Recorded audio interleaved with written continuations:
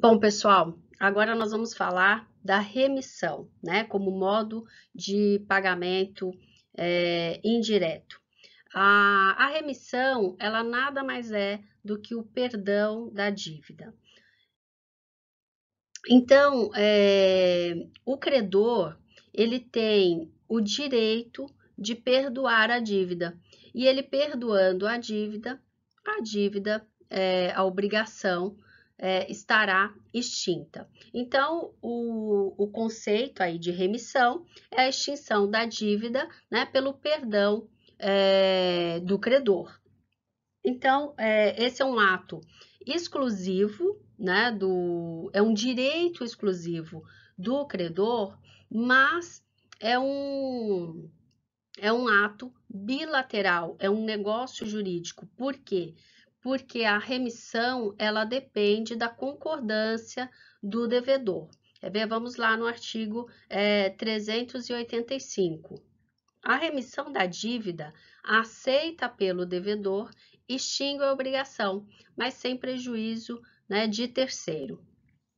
Então, o artigo 385, ele prevê a aceitação do devedor. Então, isso quer dizer que é um ato jurídico, né, bilateral. É um negócio jurídico estabelecido entre credor e devedor, embora seja um direito exclusivo do credor de perdoar a dívida.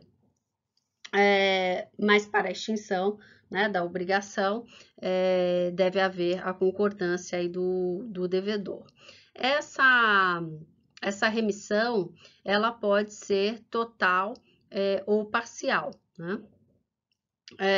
O artigo 386 diz o seguinte: a devolução voluntária do título da obrigação, quando por escrito particular, prova desoneração do devedor e seus coobrigados, se o credor for capaz de alienar e o devedor capaz de adquirir, né? Então, isso quer dizer que a remissão, ela pode se dar da forma tácita ou expressa, né? Então, o artigo 386, ele prevê a remissão tácita, né? Porque o ato do credor, né, de devolver voluntariamente o título da obrigação,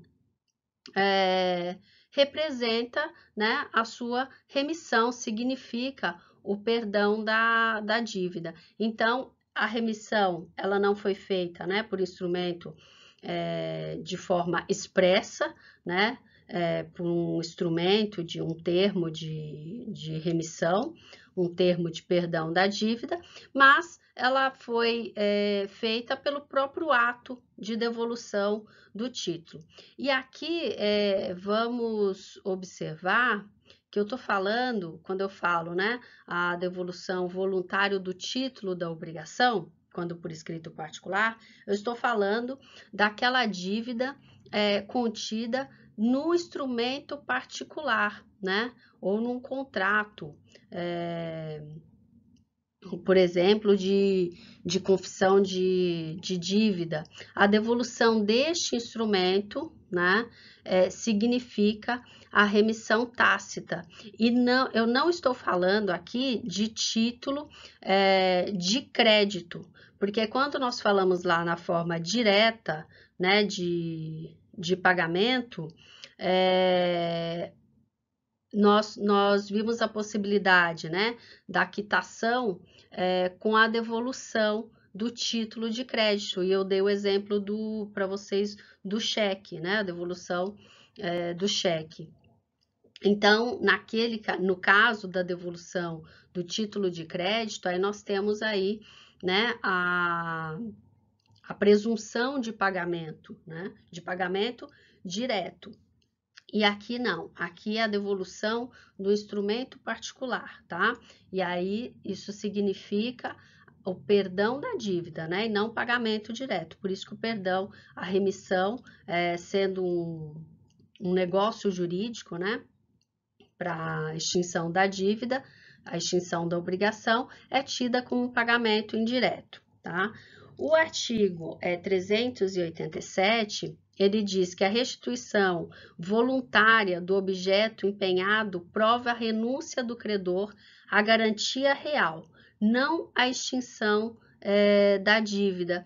Então, aqui vejam também que se estabelece a diferença entre a renúncia e a remissão. São duas coisas diferentes. A renúncia é um ato unilateral do credor que renuncia ao direito àquele crédito, né? A cobrar aquele crédito.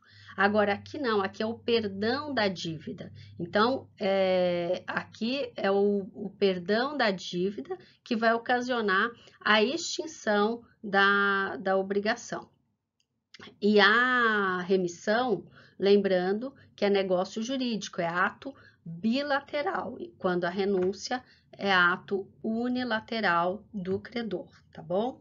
Então, essa é a diferença. Então, aqui no artigo 387, que fala que a restituição voluntária do objeto empenhado, então, o objeto empenhado é o quê?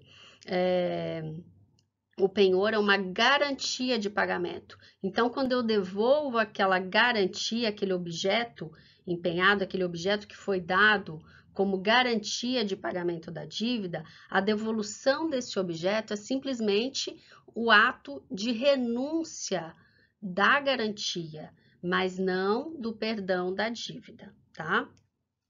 Então, a dívida subsiste, né? A dívida continua existindo.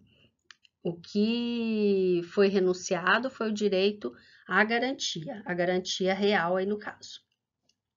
O artigo 388 diz que a remissão concedida a um dos codevedores extingue a dívida na parte a ele correspondente, né? Então, e se tratando lá de solidariedade, ó, de modo que, ainda reservando o credor a solidariedade contra os outros, já lhes não pode cobrar o débito sem dedução da parte remitida. Então, isso quer dizer o quê? Se o credor perdoar a dívida em relação a um codevedor, ele está perdoando a parte que caberia àquele codevedor. Então, ele vai poder cobrar dos demais codevedores a dívida, descontando aquela parte que caberia àquele devedor que foi perdoado da dívida, tá certo? Então, continua existindo a solidariedade em relação aos demais e em relação à parte da dívida, excluindo aquela parte que foi objeto lá de remissão, tá certo?